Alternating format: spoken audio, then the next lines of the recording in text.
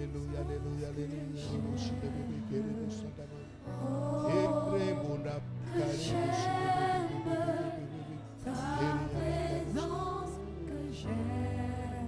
Alléluia.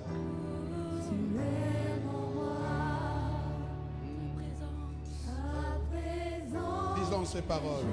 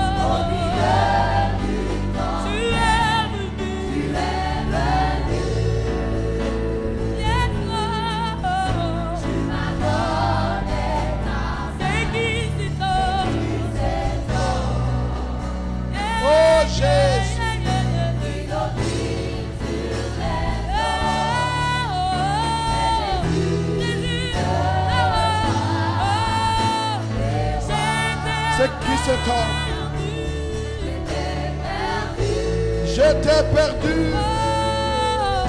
Au milieu du temps, tu es venu.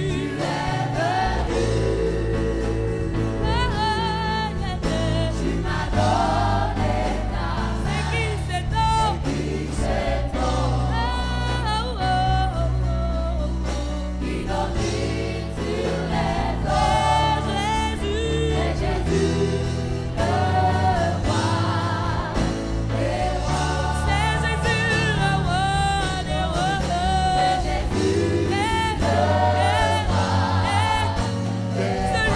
Ensemble, les péchés du monde. C'est Jésus le roi.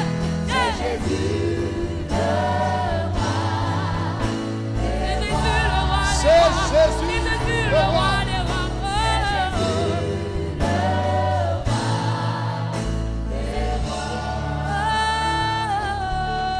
Alléluia.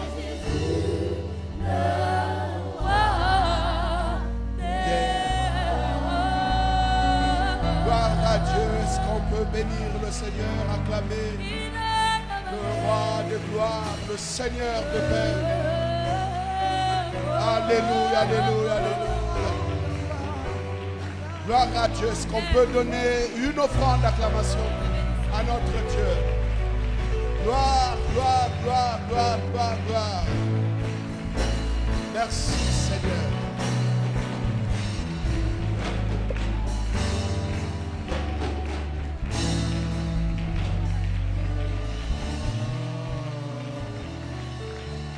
Alléluia, gloire à Dieu. Père Céleste, nous te bénissons. Merci pour ta présence à cet endroit. Nous voulons, Seigneur, reconnaître tout ce que tu fais. Et nous sommes, Père éternel, ô Dieu, ce soir encore dans une attente. Merci de nous bénir au-delà de nos espérances. Merci de te souvenir, Seigneur, ô Dieu, ce soir, de chacun de nous, alors que nous parlons de la préparation de l'année 2020. Conduis-nous par ton esprit, Seigneur, et fais-nous du bien. Fais-nous le don de ta parole, le don de ta parole, la grâce de ta présence, par la manifestation de ta puissance ce soir, au nom de Jésus-Christ de Nazareth. Et nous disons tous, Amen. Gloire à Dieu. Est-ce qu'on peut acclamer le Seigneur de gloire, le Dieu puissant et vivant? Alléluia. Gloire, gloire, gloire, gloire. Alléluia. Dieu est bon. Dieu est magnifique. Est-ce que nous pouvons saluer la présence extraordinaire de notre Dieu? Gloire à Dieu. Alléluia. Merci Seigneur. Alléluia. Dis à celui qui est à côté de toi, nous sommes dans une année de transition. C'est l'année du shift.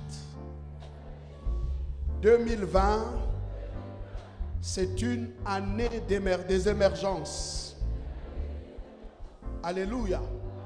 Gloire à Dieu. Asseyons-nous. Merci Seigneur. Alors, hier, nous nous sommes fait le devoir de pouvoir d'abord, dans un premier temps, définir ce que nous pensons dans le cadre, bien sûr, de l'année. Quand on parle d'une année, nous avons défini que l'année peut être une année civile. Pour d'autres, c'est une année académique, année politique, année... Vous pouvez appeler comme vous voulez. Donc, nous avons donc voulu montrer ici qu'il y a donc l'année civile qui part du 1er janvier au 31 décembre. Et ensuite, vous avez l'année prophétique, encore appelée l'année spirituelle, et nous ne pouvons pas faire la vraiment, comment dirais-je, la confusion là-dessus.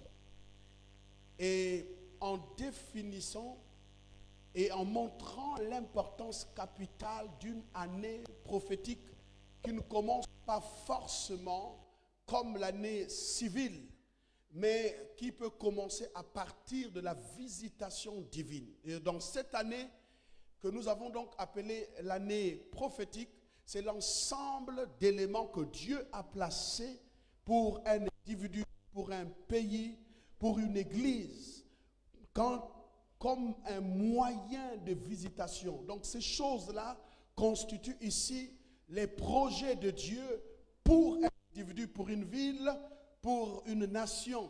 Alors ça, nous l'appelons l'année prophétique. Dans cette année, il y a plusieurs choses. Et nous avons vu, après avoir défini, dégagé la différence à ce niveau-là, nous nous sommes intéressés à l'importance d'enseigner un tel message dans l'Église. Et nous avons découvert que c'est vraiment une négligence que de ne pas prendre au sérieux la préparation d'une année. Et comme nous l'avons promis, après donc dégager l'importance, et nous devrons donc ici donner la définition de l'année et l'importance.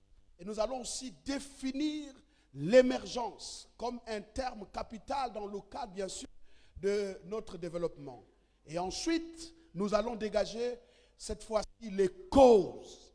Et après les causes, nous allons tirer des conséquences. Et enfin, nous devrons conclure pour nous donner la pratique. J'ai été clair dès le départ, vu l'abondance, bien sûr, des choses que nous comptons aborder dans cette thématique. Je ne suis pas ici certain que nous ayons la possibilité de terminer. Voilà pourquoi, au départ, on avait pensé à une semaine.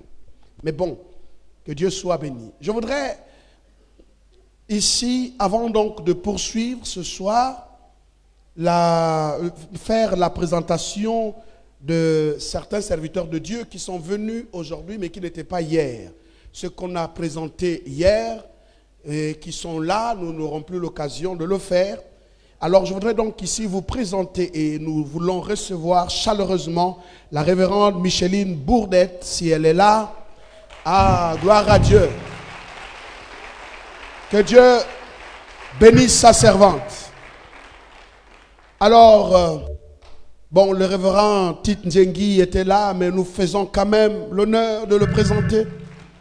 Est-ce qu'on peut bénir le Seigneur pour son serviteur Tite Njengi?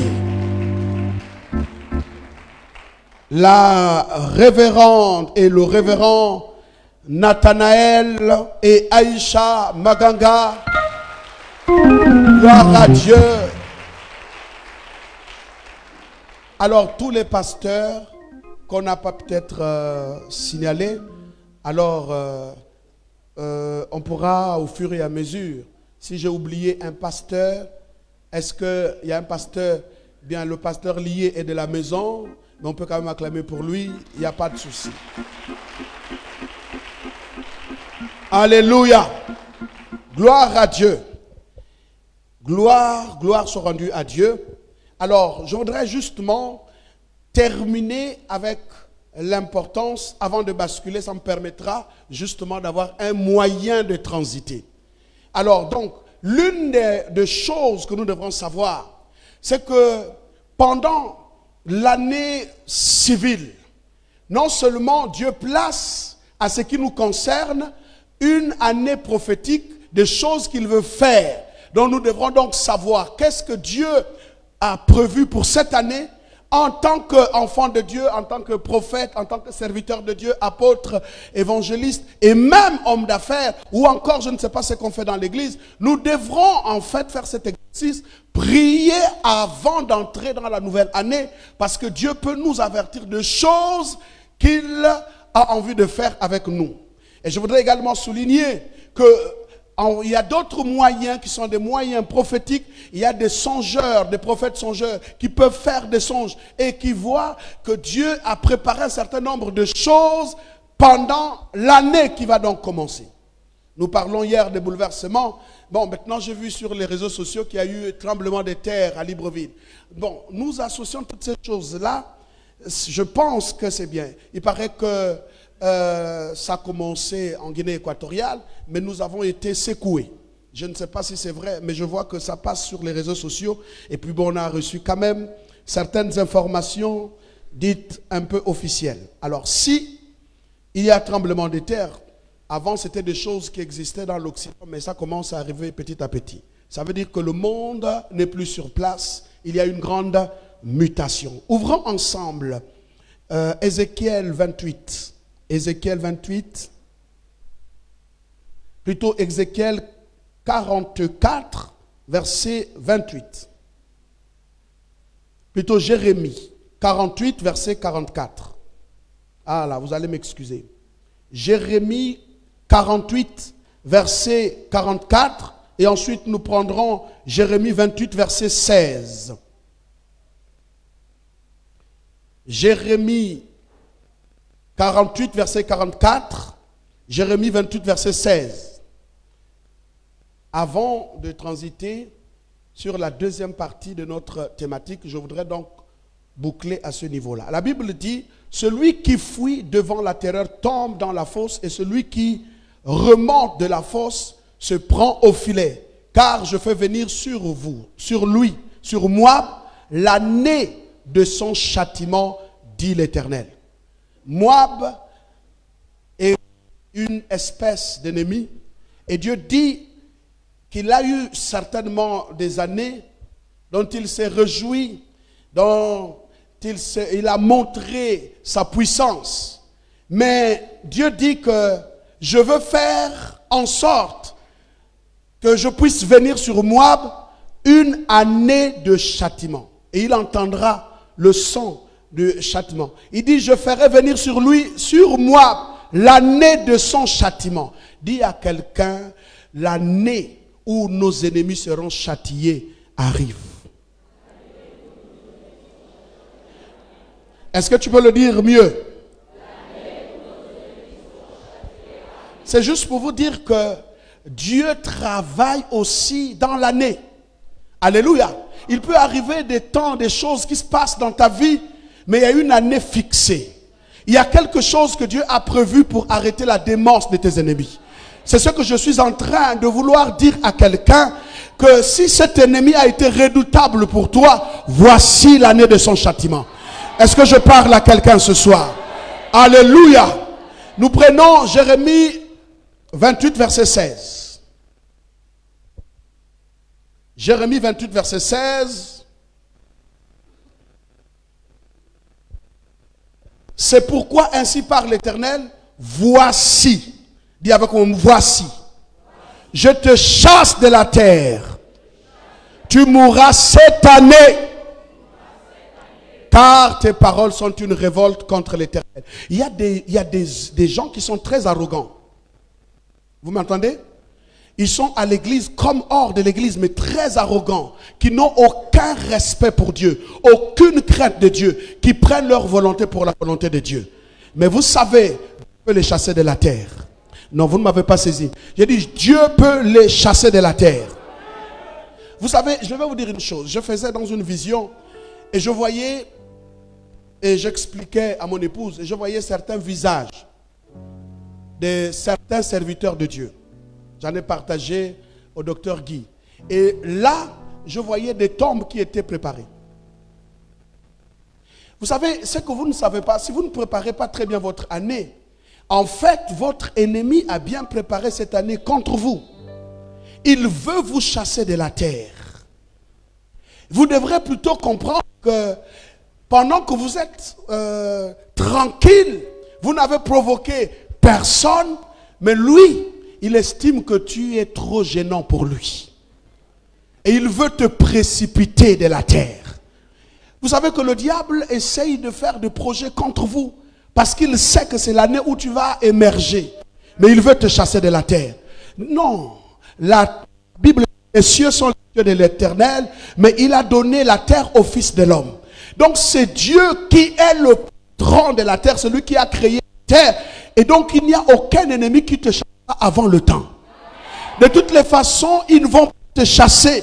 Nous partons de la terre, mais nous ne devrons pas être chassés de la terre. Mais je ne sais pas si je parle à quelqu'un. Alléluia. Que tous les projets formulés contre toi pour te chasser avant le temps, je les annule au nom de Jésus-Christ de Nazareth. Pour ceux qui sont chrétiens cette année, personne ne te chassera. Au nom de Jésus-Christ de Nazareth, que l'Éternel t'établisse dans tes bénédictions et tes grâces. Tu vivras les meilleures choses que Dieu a proclamées pour cette année 2020. Tu vivras et tu feras des œuvres plus grandes que celles que tu as faites avant. Est-ce qu'il y a quelqu'un qui peut dire Amen plus fort? Je te bénis au nom de Jésus-Christ de Nazareth. Nous annulons et nous les renvoyons eux-mêmes.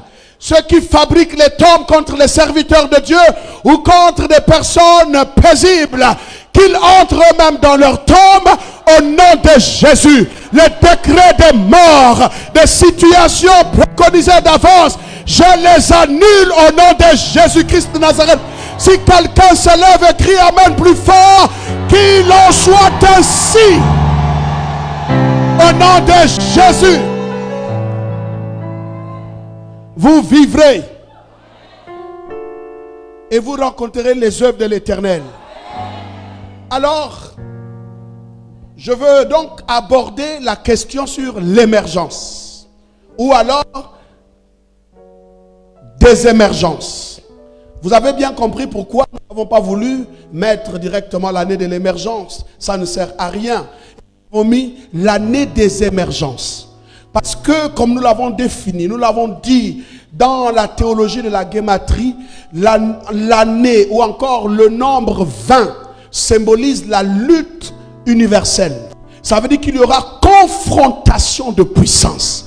Le royaume de Satan s'organise et Dieu organise son royaume. Il va donc avoir une tension, une dualité entre les royaumes, les puissances qui vont se confronter. Si un camp n'est pas suffisamment préparé, les pertes seront énormes. Lisez bien Daniel et vous comprendrez. Alléluia. Ils vont faire la guerre aux saints. Alors, quand nous parlons des émergences, nous considérons que c'est une année où il y aura beaucoup de surprises. Les forces des ténèbres vont faire leur émergence. Également, il y aura des forces du royaume de Dieu qui vont faire leur émergence, nous donnerons des raisons pour lesquelles certaines choses que vous n'avez jamais vues vont paraître. Alléluia. C'est pour ça que pour moi, il est tout à fait intéressant pour nous, responsables d'église, et pour vous, chrétiens, quelle que soit la responsabilité, de comprendre le sens même de ce que nous allons dire ce soir. Les émergences. Vous savez que quand la guerre devient en fait intense, alors tous les camps antagonistes essayent d'élaborer les stratégies les plus performantes pour terrasser son adversaire. Il y a donc eu guerre, mais la guerre du temps que nous allons inaugurer à partir de ce début de décennie, cette décennie, ça n'a rien à voir avec les guerres des années passées. Il y a des armes qui ont été déployées, mais maintenant pour cette fois-ci, il y aura un déploiement des armes qui vont dépasser notre entendement. Alléluia. Des stratégies bien affinées. Il y a donc lieu pour nous de le savoir. Comment est-ce que nous devrons donc nous préparer pour entrer en cette année qui inaugure une décennie?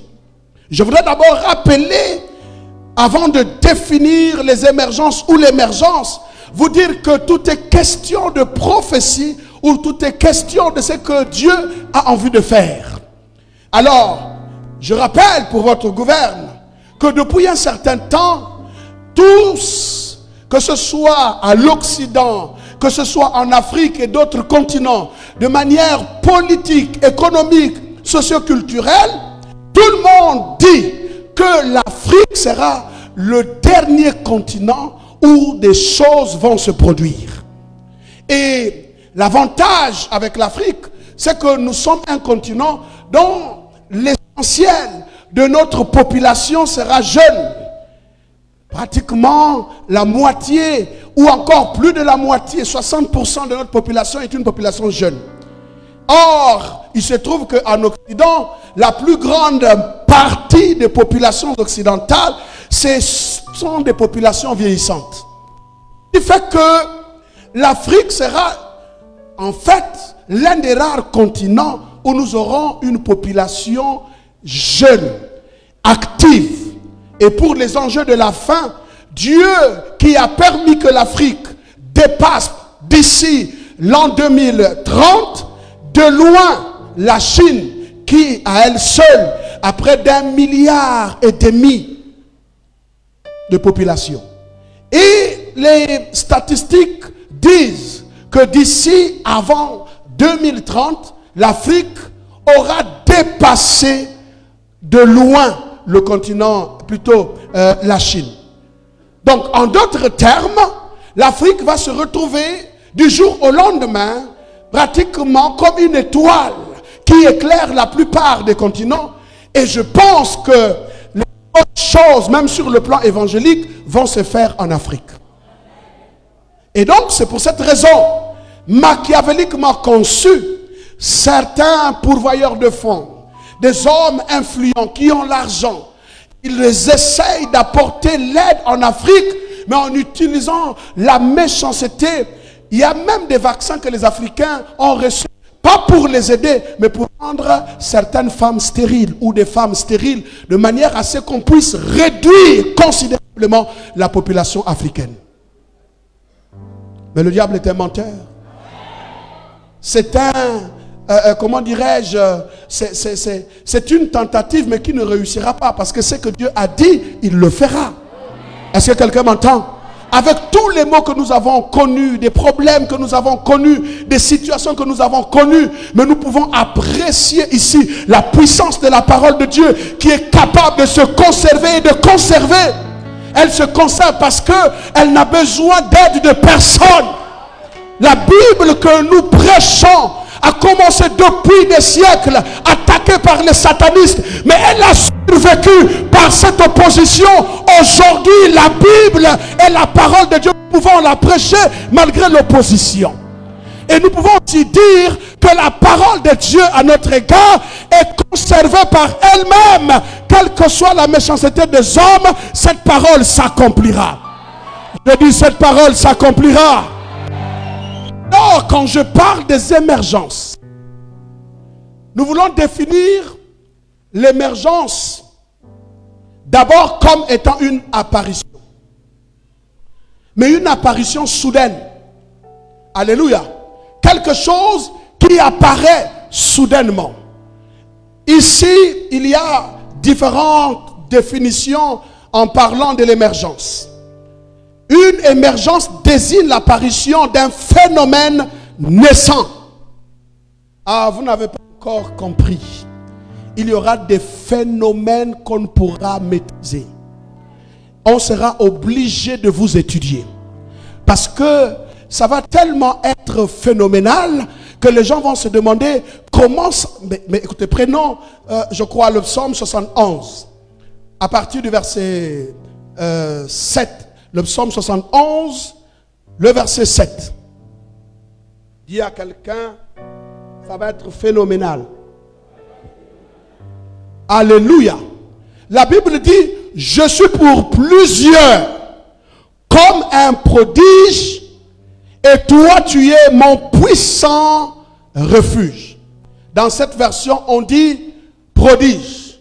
Dans une autre version, on dit je suis pour plusieurs un monstre. C'est ça le mot phénomène. C'est-à-dire que tu deviens monstrueux. Je ne sais même pas s'ils vont trouver, comment dirais-je cette version. Il dit, je suis pour plusieurs un monstre. Ça dit, quand on te voit, tu dis, tu es un monstre. C'est David qui parle. Quand il parle, il est en train de dire qu'en fait, mon émergence, en réalité, moi, je suis venu là, mais parce qu'en fait, je suis phénoménal. D'abord, les théologiens l'ont démontré que David est né d'une relation incestueuse. Pour ceux qui veulent bien lire, vous pouvez aller lire certains psaumes comme le psaume 86, 82, je crois. Vous allez voir. Alors, on se dit que voici quelqu'un qui est né dans des conditions religieusement appuyées, vraiment dans une relation incestueuse. Ça veut dire que... adultère, je voulais dire. Ça dit que le père de David, selon beaucoup de théologiens, semble-t-il, aurait fait David avec une femme qui n'était pas la femme actuelle. Donc vous ne pouvez pas être étonné quand vous voyez David, on l'envoie, c'est le petit garçon qu'on envoie, on expose parmi des bêtes sauvages. Donc né dans une telle relation. Il est donc ici dans une famille pauvre. Et David, le jour où des situations sont en train d'être changées, il n'est même pas là où le prophète bénit les gens. Vous imaginez, à chaque fois qu'on a voulu le mettre de côté, mais David a toujours fait pour apparaître. Ah, vous ne m'avez pas suivi. Alléluia. Vous imaginez, Saoul a même conçu de l'envoyer là où il ne peut même pas s'en sortir. La guerre était intense, on l'envoie au fort du combat. Et l'homme est dans le palais, il attend que David revienne et que les gens viennent lui dire non, David est finalement mort. Mais à la grande surprise, non seulement il va vaincre là où le combat était difficile, mais quand il revient, les femmes entendent un chant, un cantique nouveau, il me semble. Alléluia. Et donc celui qui voulait le tuer entend dans son palais comment les femmes sont en train de dire ah, Saoul a tué ses 1000, mais David, un homme qui ne côtoyait pas les palais, mais qui commence à faire trembler le palais. Non, c'est un phénomène, c'est un monstre. Alléluia. Et donc quand il arrive, il veut venir voir Saoul pour dire mais finalement mission accomplie. Mais il ne sait pas que c'est lui qui l'avait envoyé pour le tuer. Ah, je suis en train de dire qu'il y a certaines émergences, on tentera de les étouffer, ce n'est même pas possible. Ah, que Dieu te bénisse. Alléluia. Je suis en train de dire que lorsqu'on parle de l'émergence, retenez une chose, il n'y a pas d'émergence sans empêchement. Ah, vous ne m'avez pas saisi. Écoutez, Pour qu'on parle de l'émergence, il faut qu'il y ait quelque chose qui empêche. Est-ce que vous comprenez un peu? C'est parce que on parle de l'émergence. On ne s'attendait pas à ça. Vous avez déjà pris quelque chose, vous avez enfoui. Bon, prenons un roi. Quoi? Deux rois, chapitre 6. 2 Rois, chapitre 6. Alléluia. À partir du verset 1 à 7. Nous avons beaucoup de choses à dire. Pour beaucoup, pardon. Alors ici dans cette version, il dit pour beaucoup, j'étais un être étrange. Vous êtes un être étrange. Alléluia. Alléluia. 2 Rois, chapitre 6, à partir du verset 1 à 7. Les fils des prophètes dirent à Élisée, voici le lieu où nous sommes assis. Devant toi est trop étroit pour nous. Verset 2. Allons jusqu'au Jourdain, nous prendrons là chacun une poutre et nous y ferons un lieu d'habitation. Élisée répondit, allez. Le verset 3, l'un d'eux dit, consens à venir avec tes serviteurs. Il répondit, j'irai. Verset 4, il partit donc avec eux, arrivé au Jourdain, ils coupèrent du bois. Le verset 5, et comme l'un d'eux abattait une poutre, le fer tomba dans l'eau. Il s'écria, ah mon Seigneur, il était emprunté. Verset 6, l'homme de Dieu dit, où est-il tombé? Alléluia. Première question. Et il lui montra la place. Je vais dire à quelqu'un, le problème n'est pas là où tu es tombé. Le problème c'est d'identifier là où tu es tombé. Nous sommes dans un temps où nous devrons nous interroger à l'église. Comment ça s'est passé pour que l'église se retrouve dans cette situation? Où est-ce que nous sommes tombés? Le problème n'est pas là où tu es tombé. Le problème c'est de savoir là où tu es tombé. Il dit, ah, c'est à cet endroit. Alors Élisée coupa un morceau de bois, le jeta à la même place et fit surnager le fer. L'histoire peut retenir quand un fer tombe, mais ça va jusqu'au fond. Est-ce que vous comprenez?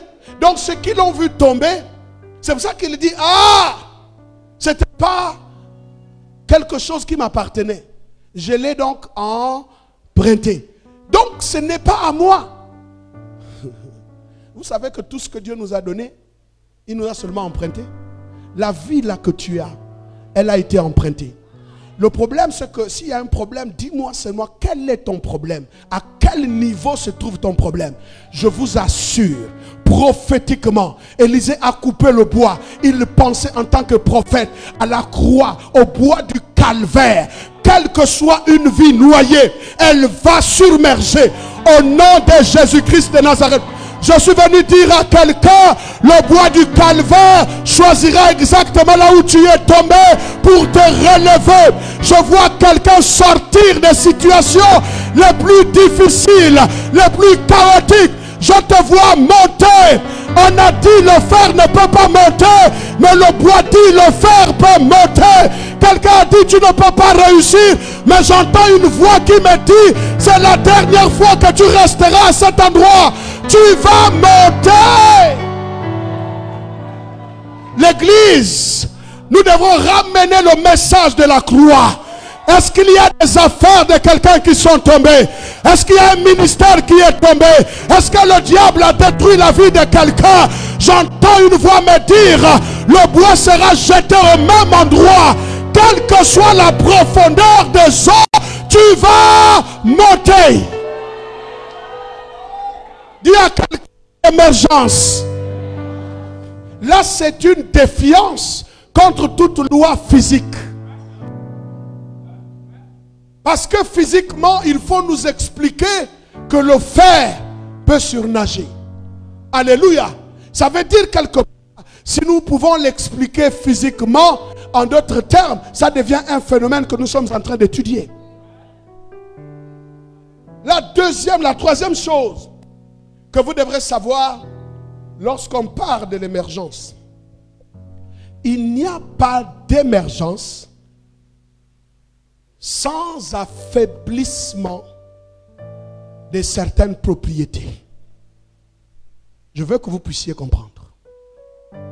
Si nous considérons un certain nombre de choses, lorsqu'on parle de l'émergence d'un phénomène, c'est que nous sommes aussi en train de dire, s'il y a émergence, c'est qu'il y a certaines propriétés qui accusent une certaine faiblesse. Je ne suis pas sûr qu'on se comprend ce soir. Qu'est-ce que je veux dire par là? Pour qu'il y ait l'émergence de la pauvreté dans une nation, il faut une démonstration de certaines lois, de certaines propriétés qui ont manifesté leur faiblesse. Parce que la pauvreté n'est que, comment dirais-je, l'effet d'une causalité. Ça veut dire que s'il y a pauvreté, c'est que quelque part, il y a une cause qui produit donc l'effet. Est-ce que vous êtes avec moi? Est-ce que vous comprenez ce que je suis en train de dire? Ça veut dire quoi? Dans une nation, dans une église, dans une entité, dans une vie, quand certaines choses commencent à se montrer, vous êtes surpris, vous êtes malade. Si vous êtes malade, c'est qu'il y a des systèmes qui ont été affaiblis. Je veux que vous compreniez. Je vais prendre un exemple simple. Vous savez, pour parler scientifiquement, la manière la plus simple. On prend une personne, tu peux venir, viens frère, rapidement, je n'ai pas le temps et vous me donnerez le temps ce soir. Vous voyez, ce frère, il tient là parce qu'il y a des choses, en fait, qui le maintiennent. Et lui, vraiment très bien, il pense que bon, il a mangé et puis les choses se sont passées, il est là debout, il semble être en bonne santé, mais il ne sait pas que, en fait, même quand il est là, il y a des choses qui l'agressent, dont il n'est même pas lui-même conscient. Est-ce que vous me suivez un instant? Pourquoi? Parce qu'à l'intérieur de lui, Dieu a placé un système de défense. Le système de défense, ici, qui protège la personne et qui lutte contre les corps étrangers. Tout ce qui veut entrer pour demeurer afin de déstructurer, alors il y a un système de défense qui va maintenant lutter pour tuer ces microbes et ces choses de manière à le maintenir en bonne santé. Mais lui, il ne sait pas. Quand il y a guerre à l'intérieur de lui, il ne se rend pas compte. Est-ce que vous suivez un instant? Parce qu'en réalité, son système de défense travaille de façon efficace. Est-ce que vous savez que le diable essaye toujours de vous avoir? Il n'arrive pas parce que le système tient encore. Vous allez comprendre. Tant que le système tient, vous savez que quand Job allait adorer Dieu, il ne savait pas que le diable voulait l'atteindre. Il n'arrivait pas. Pourquoi? Parce que le système de défense faisait en sorte que le diable ne puisse pas mettre la main sur lui. Donc pour que le diable mette la main sur Job, il fallait bien qu'il demande à Dieu de pouvoir déstabiliser le système de défense pour que le diable mette... Est-ce que quelqu'un m'entend? Mais pendant que ça se passe, Job n'est pas au courant. Donc l'émergence des phénomènes comme la mort de ses enfants, la destruction de sa santé, la destruction de ses biens, c'est une émergence due à un système de défense faillant. Ah, je dis pour que le diable entre encore dans cette église, il faut d'abord que le système soit défaillant. Pour qu'il entre dans ta maison, il faut que le système de protection soit défaillant. Donc l'émergence est ici la faiblesse de certaines propriétés, de certains systèmes. Quand il y a un système qui empêche l'émergence des talents dans une nation, il faut déclarer la faiblesse de ce système. Quand le système tombe, il y a émergence. Ah, je suis en train de dire à celui qui a des oreilles, Tout système de sorcellerie qui empêche l'émergence dans votre famille, je déclare sa défaillance. Je déclare sa défaillance au nom de Jésus. Il y a des systèmes de sorcellerie que nous allons décrire tout à l'heure dans la nation et dans la ville. Le but de ce système, c'est de maintenir une certaine population sous contrôle. Mais nous avons l'arme la plus fatale, l'arme la plus puissante, la prédication de la parole. Quand nous la déclarons, le système vacille. Quand nous déclarons ces choses, il y a l'émergence qui vient de manière subite. Je vais dire à quelqu'un, dis à 3 personnes, tu es obligé d'émerger. Alléluia. Je veux que vous puissiez comprendre et donnez-moi, s'il vous plaît, du temps. Parce que si vous ne comprenez pas ce soir, vous ne pouvez pas empêcher certaines choses et vous ne pourrez pas émerger.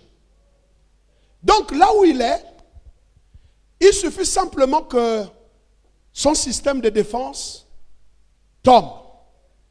Les phénomènes nouveaux commencent. Est-ce que vous vous souvenez un instant? C'est ce qu'on appelle des maladies opportunistes.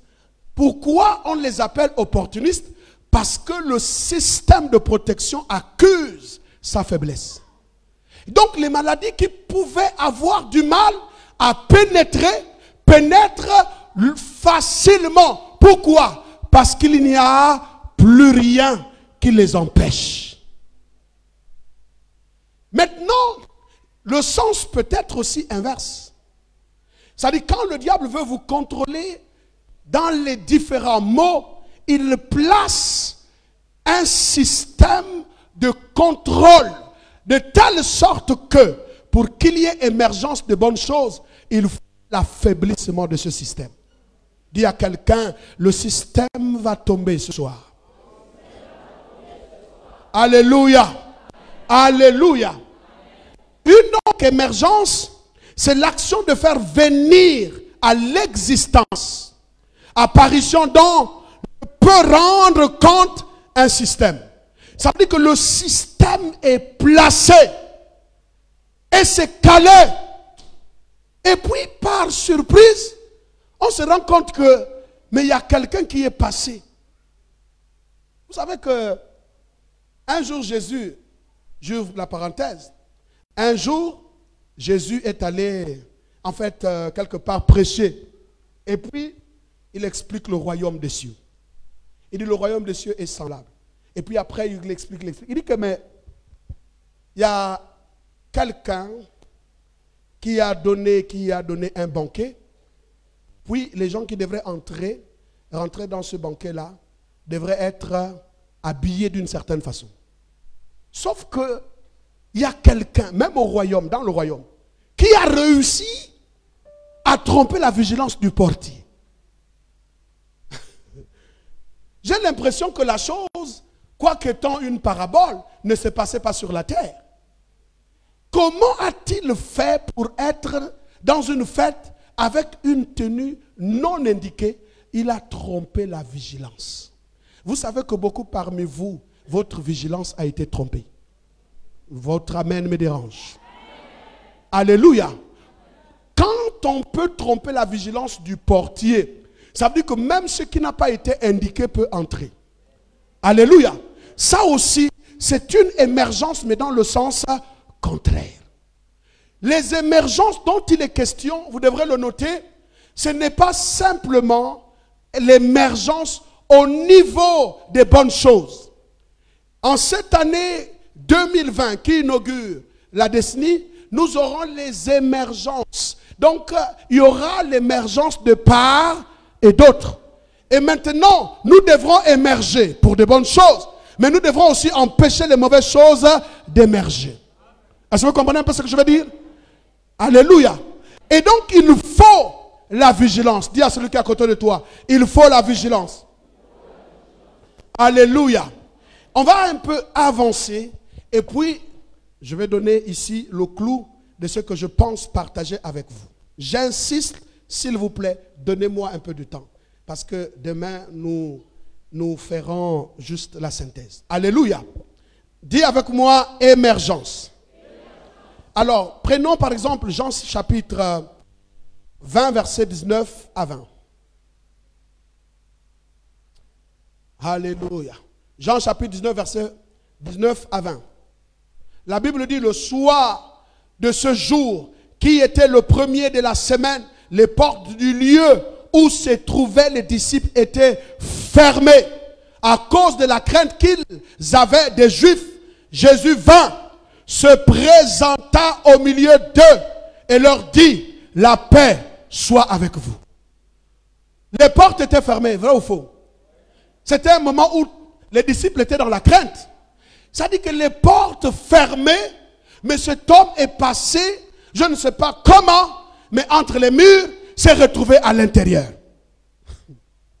C'est ça qu'on appelle aussi l'émergence, c'est-à-dire une apparition soudaine. Mais pour que Jésus passe entre les murs, c'est que quelque part, parce que personne ne peut passer entre les murs. Est-ce que vous le savez au moins? Est-ce que quelqu'un peut passer entre les murs? Donc si Jésus est passé entre les murs, c'est que le système de Jésus a rendu le système des murs défaillant. Ici on ne passe pas, mais toi tu peux passer. Parce que tu as un système supérieur à ce système-là. Je prophétise que là où les portes seront fermées, je vois quelqu'un passer. Tu vas entrer là où on a dit, tu n'entreras pas ici. Alléluia. Quand on parle de l'émergence, il y a des lois qui ne tiennent plus devant ceux qui émergent. Vous devenez un phénomène. Je vois en réalité tous les systèmes établis contre toi tomber. Non, je parle encore. Je dis, je vois ces systèmes tomber. Alléluia. Vous savez que ce sont ces systèmes que nous allons aborder dans le cadre des émergences. Donc, en cette année, nous allons assister vraiment des émergences. Satan et sa puissance feront des choses. Dieu et ses enfants aussi feront des choses. Mais en toute situation, c'est que je veux donc me définir correctement du côté de Dieu et comprendre le plan de Dieu pour moi.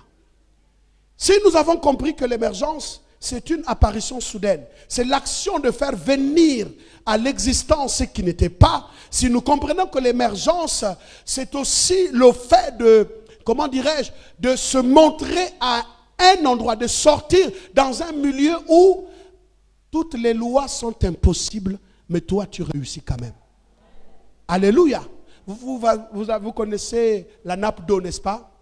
La nappe d'eau, la nappe est là pour empêcher le déversement d'eau à un endroit inapproprié. Mais c'est une nappe. Si la nappe qui est le système pour empêcher l'eau de sortir devient défaillante, l'eau va sortir. Alléluia. Je suis en train de dire que ce que vous devrez savoir, qu'après cette prédication, aucun système ne va vous retenir. Je dis aucun système ne va vous retenir. Maintenant, il est donc important pour moi de vous dire la cause. Je vais aborder juste une cause. Qu'est-ce qui peut être la cause de l'émergence? Qu'est-ce qui est donc l'agent causal, alléluia, de l'émergence? Qu'est-ce qui peut faire en sorte que certains phénomènes puissent arriver?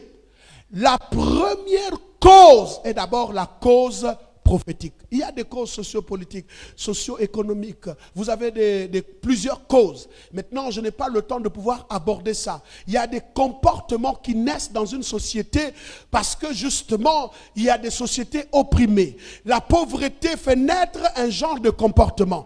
Il y a la déloyauté qui peut venir du fait qu'il y a certaines souffrances à un endroit. Donc, tout ça là, ce sont des causes qui peuvent être à l'origine de certaines émergences. Si vous voyez des populations commencent à évoluer dans le sens de la prospérité, c'est qu'il y a une cause. Une église qui prospère numériquement, c'est qu'il y a une cause derrière. L'émergence d'une église dans une nation, dans une ville, il y a forcément une cause.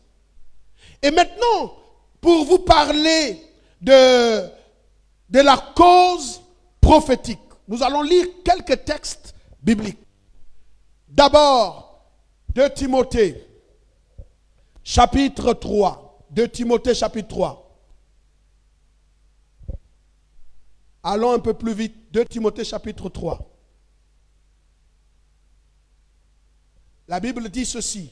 Sache que dans les derniers jours, il y aura des temps difficiles. Il y aura quoi? On a dit dans les... Ça veut dire que le phénomène de derniers jours va aussi être ici le sujet de certaines émergences. Et le verset 2 dit ceci. Le verset 2. Le verset 2 dit, car les hommes seront égoïstes. C'est l'émergence des hommes égoïstes. Amis de l'argent, des gens qui peuvent se détourner. C'est l'émergence due à quoi? Au temps de la fin, qui est un aspect prophétique. Nous aurons l'émergence des fanfarons, des hautains, des blasphémateurs, rebelles à leurs parents, ingrats et irréligieux. Ce sont des choses qui vont émerger. Vous les verrez, des gens qui peuvent insulter Dieu, qui n'ont aucun respect. Et je vais vous dire une chose. Quand Paul dit, il parle à son fils Timothée, mais il ne parle pas d'abord à ceux qui sont totalement païens. Il parle d'abord à l'église. Parce que ce sont des esprits qui vont s'attaquer à l'église. Il faut d'abord que le pasteur puisse parler pour soutenir l'œuvre de Dieu. Mais bon, c'est une émergence. Il faut qu'on accepte aussi qu'il y a des gens qui viennent à l'église tant qu'on peut venir à l'église. Mais je vous assure, à partir de 2020, être chrétien, ça ne va pas être facile. C'est la loi de la consécration. Et la Bible dit, et c'est ça l'émergence. On va voir l'émergence des gens qui vont se sanctifier et l'émergence des gens qui vont se souiller. La Bible dit que ceux qui se sanctifient font quoi? Se sanctifient davantage. Que ceux qui se souillent font quoi? Se souillent davantage. C'est l'émergence. On sera là, mais ça va être cela. Alléluia. Regardez la suite.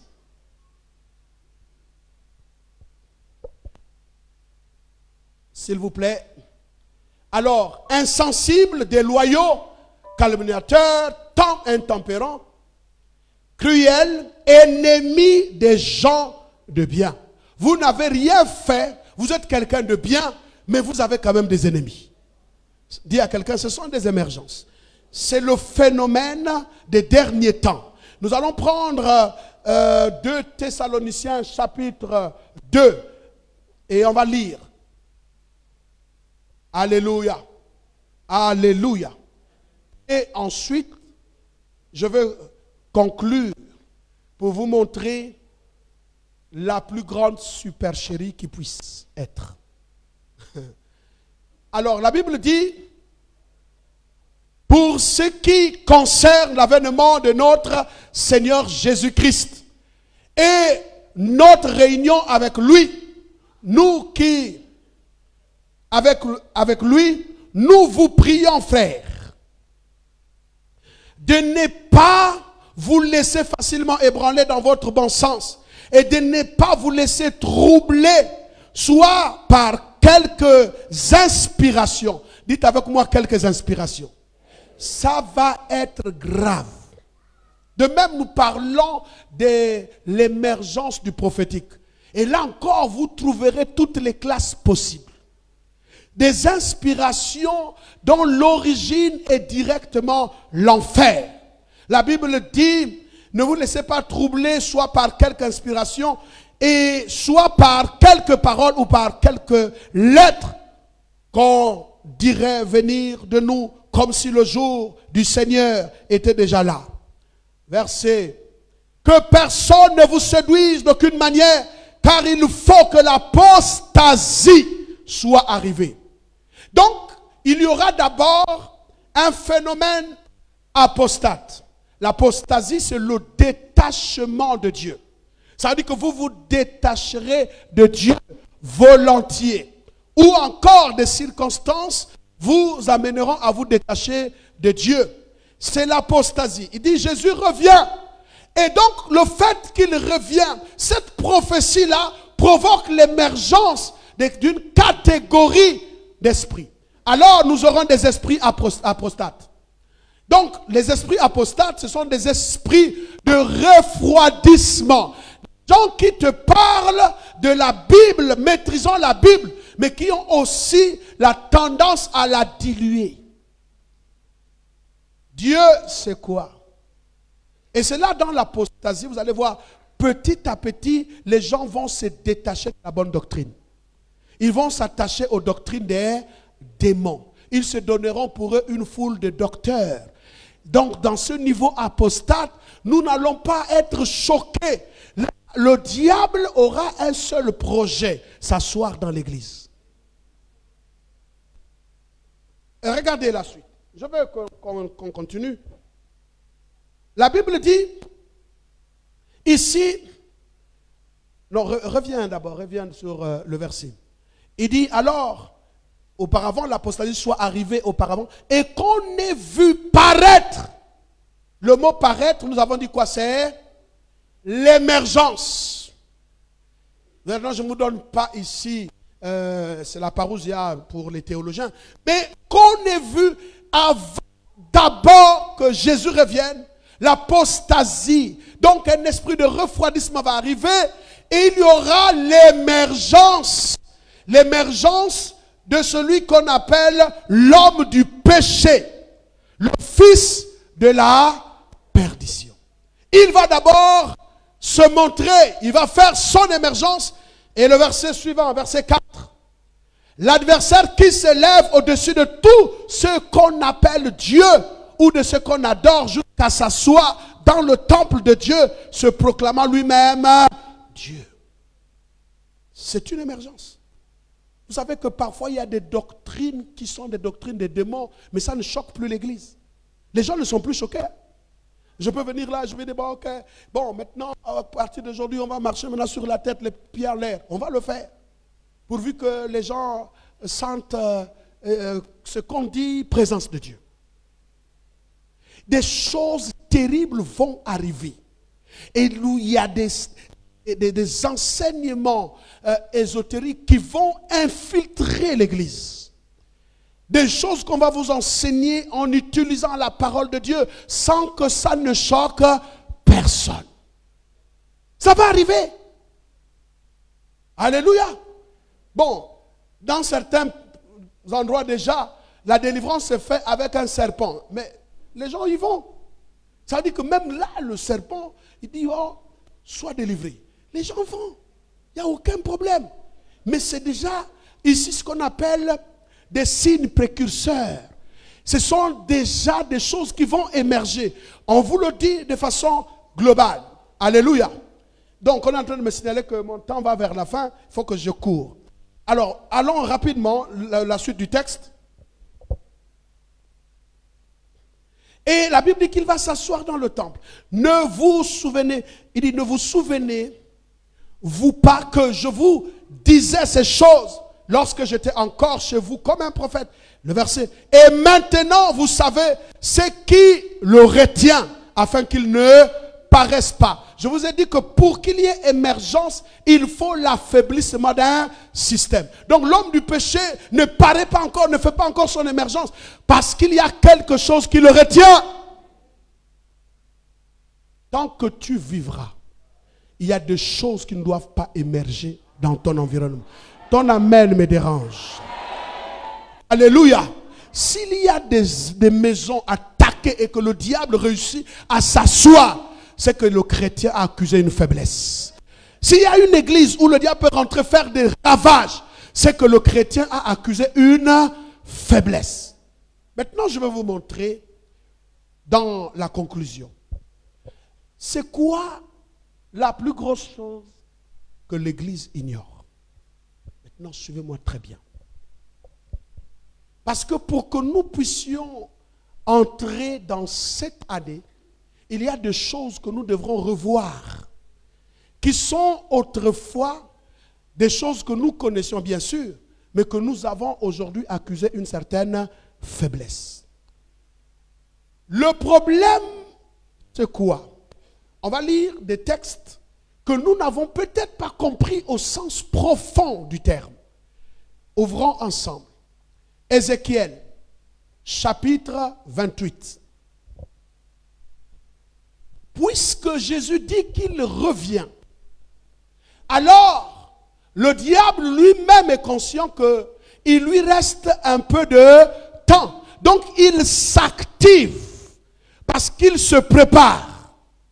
Et donc sa préparation va être de telle sorte que son armée soit une armée de pointe pour renverser les saints. Mais je ne peux pas vous parler de la stratégie qu'il met en place si je ne vous dis pas des choses que nous n'avons pas compris peut-être et que nous avons prises à la légère. Ouvrons ensemble Ézéchiel chapitre 28 et nous lisons à partir du verset 14. Ézéchiel 4. Il dit, tu étais un chérubin protecteur aux ailes déployées. Je t'avais placé et tu étais sur la sainte montagne de Dieu. Tu marchais au milieu des pierres étincelantes. Tu as été intègre dans tes voies depuis le jour où tu fus créé jusqu'à celui où l'iniquité a été trouvée chez toi. Verset. Par la grandeur de ton commerce, tu as été rempli de violence et tu as péché. Je te précipite de la montagne de Dieu et je te fais disparaître, chérubin protecteur, du milieu des pierres étincelantes. Il dit chérubin protecteur. Maintenant, je vous explique qu'il faut que l'Église ouvre, s'il vous plaît, un peu votre entendement. Ici, il s'agit d'une prophétie contre le roi des Tyr. Est-ce que vous me suivez? Mais le roi de Tyr, quand vous voyez la description, c'est vrai que le roi de Tyr était un homme, mais au regard de cette description, ça ne peut pas être uniquement le roi de Tyr. Il s'agit ici de Satan qui est derrière. Est-ce que vous me suivez? Donc on reconnaît par les Écritures que Satan était un ange protecteur, un chérubin protecteur. Alors, le temps nous manquera. Ça veut dire que le chérubin protecteur qui était à la montagne de Dieu, qui pouvait avoir la capacité, la facilité de voir directement la face de Dieu. Ce chérubin-là, aux ailes déployées, suivez-moi bien, c'est... Mais au départ, il n'était pas Satan. Est-ce que vous me suivez un instant? Au départ, il était un chérubin. Je veux que l'Église comprenne parce que c'est important de savoir. Alléluia. Si au départ, il était protecteur, ça veut dire que les ailes déployées, c'était l'ange qui n'avait pas besoin de couvrir son visage pour voir Dieu. Donc, il avait accès à Dieu et il pouvait voir Dieu. Et il est protecteur. Pourquoi? Parce qu'il avait un champ de compétences. Je suis d'accord. Selon notre théologie, qu'on dit que le diable était chargé de la louange. Je peux être d'accord, mais je vous dis que c'est au-delà de la louange et l'adoration. S'il était chérubin protecteur, et qu'il protégeait un champ vaste, important, dont il avait ici la responsabilité. Et ce chérubin était dans la présence de Dieu. On va aller vite. Donc, prenons Ésaïe 14. Ésaïe 14, verset 12. On va essayer de parler un peu à ce niveau-là. Ésaïe 14, verset 12. La Bible dit, te voilà tombé du ciel, astre brillant. Celui que nous appelons Lucifer, jamais la Bible a mentionné que Satan s'appelle Lucifer. Est-ce que vous me suivez un instant? Si vous appelez Satan Lucifer, vous allez aussi donc, ça veut dire que c'est normal qu'on appelle Jésus Lucifer. Vous qui me suivez, il faut bien me suivre pour qu'on ne dise pas n'importe quoi. Là, ça devient très important. Le mot Lucifer, nous l'avons ici plus tard dans les traditions. C'est la Vulgate, la tradition latine qui nous montre ici l'équivalence du nom astre brillant. Astre brillant veut simplement dire astre porteur de la lumière. Astre brillant veut aussi dire fils de l'aurore. Ça veut dire l'étoile brillante du matin. Donc quand ce chérubin-là était créé par Dieu, il était porteur de lumière. Si vous lisez la Vulgate, on lui attribue également porteur de vérité. Ah. Donc là, il n'est pas encore le diable Satan comme on le pense aujourd'hui. Quand Dieu l'a créé, il est un astre brillant, ça veut dire porteur de lumière, l'étoile brillante du matin. L'un des rares chérubins avec ses accompagnements. Est-ce que vous me suivez un instant? Donc, quand on parle de Lucifer, jamais quelque part la Bible a appelé Satan Lucifer. Mais c'est une déduction à partir du chapitre 14 d'Ésaïe à cause du nom astre brillant, fils de l'horreur. Est-ce que vous me suivez un instant? Maintenant, suivez-moi très bien, il faut que vous me suiviez. Donc, il est astre brillant, il est porteur de lumière, il a une grande importance. Quand Dieu le crée, dans la présence de Dieu, Satan y allait sans qu'on ne l'empêche. Mais là, il est un astre brillant. Ce n'est pas pour rien que la Bible appelle Jésus l'étoile brillante du matin. Suivez-moi très bien. Alors, comme il se retrouve privilégié, alléluia, regardez, Apocalypse, chapitre 12, on va rapidement, verset 7, Apocalypse, chapitre 12, verset 7. Alléluia. Et donc, c'est un chérubin ouin. Le problème, le diable n'a pas peur de l'onction. Lui-même, il était ouin. Est-ce que vous comprenez? Il a peur de ceux qui appliquent des principes. Si vous pensez que vous allez vaincre le diable parce que vous avez l'onction, ça va être pour un temps. Votre onction ne fait pas peur au diable. Jésus, gênant, 40 jours, le diable s'est pointé. Ce qui a sauvé Jésus, ce sont des principes. La loi de l'adoration. On adorera l'Éternel seul. Le principe, c'est que je ne peux pas utiliser la parole de Dieu pour régler mes propres besoins. Parce que le diable lui a dit, tu peux changer la pierre en pain. Non. Principe sur principe. Alléluia. Apocalypse. La Bible dit, et il y eut guerre dans le ciel. Michael et ses anges combattirent contre le dragon. Et le dragon et ses anges. Une chose que vous devrez savoir, c'est que ce chérubin-là avait une autorité sur les anges.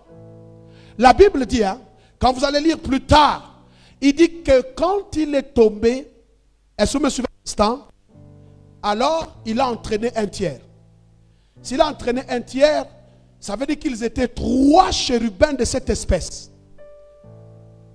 Mais s'il a entraîné un tiers, c'est qu'il est resté 2 tiers. Est-ce que vous comprenez un peu? Mais j'ai l'impression que les gens ne lisent pas la Bible. Mais regardez, sur le couvercle de l'arche, il y avait combien de chérubins? Il y avait 2 chérubins. Ce sont les chérubins qui sont restés dans la présence de Dieu. Combien de chérubins empêchaient, à qui Dieu a dit d'empêcher l'homme de passer par le chemin de l'arbre de la vie? Il y avait combien? 2. Est-ce que quelqu'un est en train de comprendre? Donc sur les 3 tiers d'une catégorie d'anges, ils étaient 3. Chacun avait un tiers. Pour vous montrer ici que ce n'est pas... Il est devenu Satan justement plus tard quand il a conçu l'iniquité dans son cœur. Maintenant, suivez-moi un instant bien pour que vous puissiez comprendre. La question que vous m'avez posée, je crois, dit, en fait, un jour, Satan entraîne Jésus. Vous le savez au moins. Il l'amène dans la ville sainte, dit la Bible. Il l'amène sur le toit du temple. Il l'amène sur la montagne la plus... Il l'a mené comment? Hein? La Bible dit que Dieu siège sur les chérubins. il voyage sur les chérubins. Ça veut dire que la Bible dit que c'est lui qui entraîne. Ce n'est pas Jésus qui l'a entraîné. C'est lui qui a entraîné Jésus. Je parle, Jésus, il est 100% homme, 100% Dieu. Donc quand il a entraîné, il l'a tenté d'abord en tant qu'homme. Parce que Dieu ne peut être tenté par personne. Donc en tant qu'homme, mais il ne s'est pas dépouillé de sa divinité. Il l'a entraîné et il l'a tenté sur cette base. Maintenant, suivez-moi très bien. C'est aussi important que vous puissiez comprendre. Peut-être que vous êtes en train, prenons, comment dirais-je, Job, chapitre 38, verset 7. Alléluia. Avant de répondre à cette question, Job, chapitre 38, verset 7. Et puis, je prendrai le dernier passage. Pour vous montrer qu'en réalité, si l'Église ne se lève dans la prière et comprendre la nécessité d'être rempli du Saint-Esprit, nous avons un adversaire de taille. Et vous allez comprendre le jeu. Alléluia. On nous dit, alors que les étoiles du matin éclataient en chant d'allégresse, et tous les fils de Dieu poussaient des cris de joie. Quand vous lisez ce texte-là, je l'ai lu plusieurs fois. Je pensais que les étoiles du matin, c'était aussi les mêmes comme fils de Dieu. Ici, le texte fait la différence que les étoiles du matin éclataient en chant d'allégresse. Et que les fils de Dieu poussaient des cris de joie. Est-ce que vous comprenez un peu? On dit les étoiles du matin. Ce sont ici des astres brillants. Donc c'est ce type de chérubins qui étaient porteurs de lumière. Le jour de la création, ils étaient avec Dieu. Quand Dieu a créé le monde. Est-ce que vous entendez me suivre? Maintenant, faisons une petite exégèse de ce texte. Revenons sur Ésaïe 14. Alléluia. Ésaïe 14. Ésaïe 14. Nous avons déjà lu le verset. Lisons à partir du verset 13 maintenant. Ésaïe 14. On dit, tu disais à ton cœur, je monterai au ciel, je lèverai mon trône au-dessus des étoiles de Dieu. Je m'assierai sur la montagne de l'assemblée à l'extrémité du septentrion. Vous savez que quand les choses deviennent compliquées à comprendre, c'est là qu'il faut maintenant comprendre.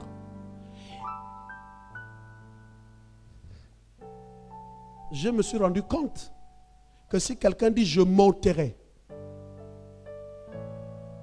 est-ce que vous entendez, monsieur? S'il dit je monterai, c'est qu'il n'était pas encore. Suivons très bien. Donc, il y a donc des théologiens qui ont affiné en disant que donc Satan avait la responsabilité sur la terre. Donc quand il dit à Jésus, il dit que ses gloires m'ont été données. Longtemps je pensais que c'était Adam qui lui a donné ses gloires. Il dit adore-moi. Et voici toutes ces gloires m'ont été données. Ces gloires-là appartiennent à Dieu. Il est donc fort pour parler au conditionnel que Dieu lui aurait donné depuis l'histoire la responsabilité sur la terre. C'est pourquoi quand Dieu voit Satan dans sa présence, il dit d'où viens-tu? Satan lui répond sur la base de sa responsabilité, je reviens de parcourir la terre dans l'intérêt de mon travail.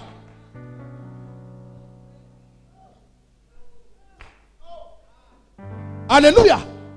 Ça veut dire que le système qu'il installe sur la terre, c'est un système pour contrôler la terre. Parce qu'il connaît la terre dans ses coins et recoins. Donc quand les églises ne pensent pas à jeûner, prier, chercher Dieu, vous vous amusez. L'homme il connaît les deux territoires. Il a vécu dans la présence de Dieu. Il a servi Dieu et il a travaillé sur la terre. Il connaît la terre. Donc vous allez vous rendre compte quand nous allons voir l'émergence. Ça veut dire qu'il place un système. Et l'une des choses que Satan affectionne, un système qui marche contre les hommes, c'est la sorcellerie. Nous en parlerons. Alléluia. Et c'est pourquoi quand Paul le décrit, en fait, pourquoi Satan est devenu le prince des ténèbres? En latin, veut dire premier. Il est parti de la lumière aux ténèbres. Et Paul dit qu'il s'est déguisé en ange de lumière. Donc le déguisement qu'il peut faire, il a la capacité de pouvoir se déguiser en ange de lumière. Or, se déguiser en ange de lumière dans la proportion de la supercherie. Être capable de créer une confusion envers ceux qui adorent Dieu. Alléluia. Et quand nous allons décortiquer le système, et vous allez vous rendre compte que il n'y a pas, ça veut dire que c'est la bataille. Ici, c'est une bataille. Alléluia. Écoutez, vous regardez, Satan place son système, pourquoi? Pour s'opposer à la volonté de Dieu dans la vie de son peuple. Il n'y a pas de territoire vide. Ça n'existe pas. C'est une bataille. Soit c'est l'ange de Satan qui est dans une nation, soit c'est l'ange de Dieu qui gouverne dans la nation. Alléluia. Quand vous regardez Daniel, l'ange Gabriel vient combattre. Mais il y a un prince qui le retient. C'est quand même l'ange Gabriel. Hein? Ça veut dire que quand Satan est parti, il a amené aussi des grands chefs. Des gens qui sont des guerriers. Mais regardez ce qu'il dit. Il dit que en fait je suis venu combattre. Il finit avec Daniel. Il comprend, acquiert ici la vision. Il comprend la vision. Je repars combattre contre le roi de Tyr. Vous savez pourquoi Gabriel est fort pour combattre le roi de Tyr? Parce qu'il a trouvé, le roi de Perse, parce qu'il a trouvé un allié de prière. Donc il va le combattre. Pourquoi? Parce que si le roi de Tyr continue à avoir de l'influence, alléluia, ce roi-là va s'opposer à chaque fois que Dieu veut faire quelque chose. Donc le roi de Perse, c'est une entité satanique. Donc qui combat? Mais parce que Daniel était en train de lutter dans la prière, que l'ange Gabriel a de la force pour combattre aux côtés du peuple. Il dit, personne ne vient à mon secours, excepté qui? Michael, votre chef. Ça veut dire, qui est notre chef? Michael, le chef d'Israël. Ça veut dire que c'est l'ange que Dieu a envoyé pour la protection d'Israël. Donc vous comprenez que si en fait il y a des abominations, des choses, comment dirais-je, à Babylone à cette époque, l'inspirateur de ces choses-là, c'est qui? C'est le roi de Perse. Mais un jour, quand il a été combattu, vous comprenez un peu? Mais il dit quand même à Daniel, quand j'aurai réussi à le combattre, il y a une autre entité qui viendra.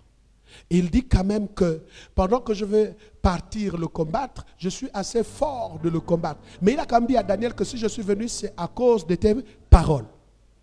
Alléluia. Alléluia. Donc, parfois on se plaint, la sorcellerie, des choses. L'église n'arrive pas en fait à vivre la vie de Dieu. Mais parce qu'il y a des entités qui sont là dans le but de pouvoir s'opposer. Alléluia. Alléluia. Et il faut le feu. Dis à quelqu'un, il faut le feu. Alléluia. Dis à quelqu'un, il faut le feu. Pour le chasser. Vous savez que, je disais, quand Satan conduit Jésus sur la montagne ou sur le toit du temple, c'est qu'il avait l'habitude de se reposer là-bas. Vous savez, je vais vous dire, l'église, ce n'est pas une question d'amusement. C'est une question ou pas. tu es rempli du Saint-Esprit ou non. Alléluia. C'était juste pour vous montrer, en fait, cet ange-là, qu'on appelle Satan aujourd'hui, qui, au départ, on l'appelle porteur de lumière. Je vous ai fait cette description pour que vous puissiez vous rendre compte que, en fait, l'ennemi en question est redoutable à cause de sa subtilité. On a dit non, on l'a dépouillé de sa puissance. Mais vous regardez, quand vous lisez Actes des Apôtres chapitre 26, la Bible dit que d'ouvrir leurs yeux afin de passer de la puissance de Satan à Dieu.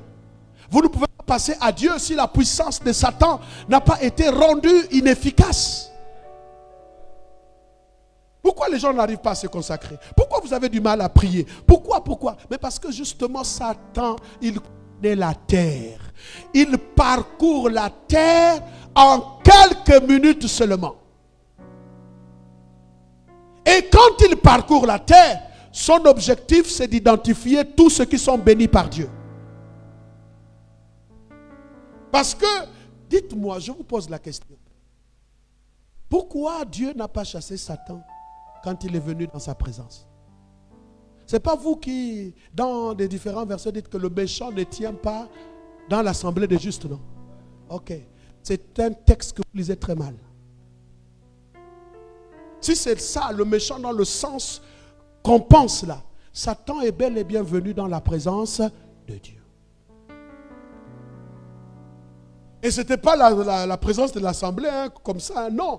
Là, c'est directement dans la présence de Dieu. Et qu'est-ce qu'il vient faire?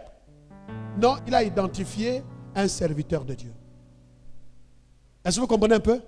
Et donc, il faut qu'il crée des malheurs. Mais sauf que ce serviteur de Dieu a un système qui tient. Alléluia. Même sur la terre,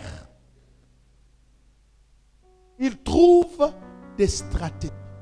Vous allez vous rendre compte, aujourd'hui, il est en train de faire des ravages. Des sectes. Quand vous arrivez dans notre pays, vous trouvez même les sectes qu'on n'a jamais trouvées nulle part. Vous les trouvez déjà présentes dans notre pays. Des abominations. Pourquoi? Quand il dit, en fait, le but de Satan, c'est de contrôler. Et l'une des choses, c'est la sorcellerie. Dans notre pays, on peut tuer quelqu'un froidement, même en temps. Pourquoi il le fait? Parce que Satan bâtit ses hôtels. Quand il bâtit ses hôtels, les démons se multiplient. Parce que s'il y a une chose qui attire l'attention des entités, c'est le sang. Suivez-moi très bien. Et un jour, l'un de mes fils, à Libreville, m'appelle. Il dit, papa, oui, j'ai fait une vision. Et j'ai vu qu'il y avait une garnison d'anges. Et tu étais là. Et tu parlais de manière à ce que tu dis que j'ai envie de faire un travail avec l'église. Mais il me faut un renfort. Alors, l'ange avec qui je parlais dans sa vision a dit, je ne peux pas faire ce travail seul. Vous imaginez? Je ne peux pas faire ce travail seul. Si ceux qui sont là-bas viennent se joindre à moi, nous pourrons faire ce travail. Et là, donc, Dieu va ouvrir ses yeux et il voit aussi qu'il y avait plusieurs entités, des esprits de tout genre sur le boulevard triomphal. Et c'est là que les choses se passaient. Et donc, l'un des esprits s'est attaché pour venir le voir. Il dit, si j'avais un sang comme le tien, j'allais faire un travail extraordinaire. Un démon. Il dit, si j'avais, c'est mon fils à Libreville. Il dit, si j'avais le sang comme le tien. Vous savez pourquoi beaucoup de pasteurs, le diable les cherche? Parce que quand un saint tombe, ce sang-là est très important pour leur travail. Il dit, si j'avais le sang comme le tien, mais j'allais faire beaucoup de ravages.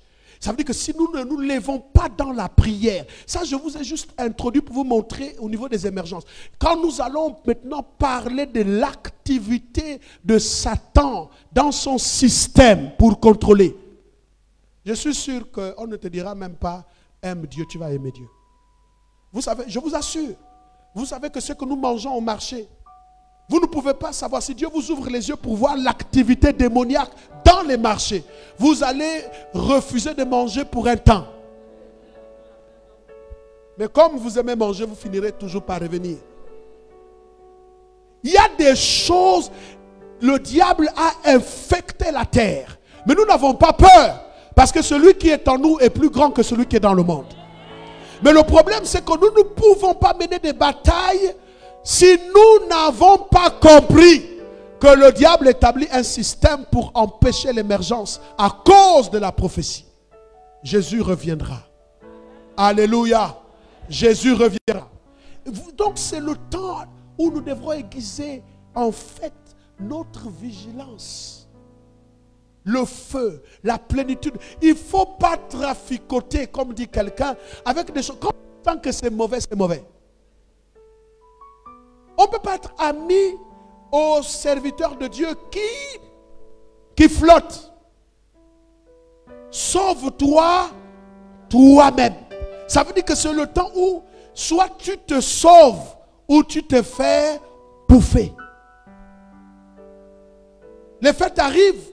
Si le diable a constaté que le quota du sang n'est pas encore atteint, les démons redoublent leurs efforts. L'année n'est pas encore terminée, mais il y a beaucoup de départs déjà. Alléluia. Dis à quelqu'un, je combattrai. Alléluia. C'est pour ça que vous devrez savoir, quand on l'a chassé du ciel, il voulait aller établir, on l'a renvoyé sur la terre. Et je me posais toujours la question, je me dis, mais le diable est au ciel, vous le chassez du ciel et vous le précipitez sur la terre. C'est bien écrit, hein? Le diable a été précipité sur la... Parce que c'est sa zone. C'est là qu'il travaille. C'est ce qu'on lui, les gloires de la terre ont été données au diable jusqu'à ce que Jésus revienne et que nous puissions constater par la même occasion la rédemption de la terre. Mais avant, pas avant. Et nous devrons savoir, c'est pourquoi celui qui aime le monde devient quoi? Ennemi de Dieu. Il y a des gens même pour des choses futiles, ils préfèrent même rater le ciel. Des choses que tu n'auras pas, Dieu te les donnera au temps fixé par Dieu. Est-ce qu'on peut s'élever?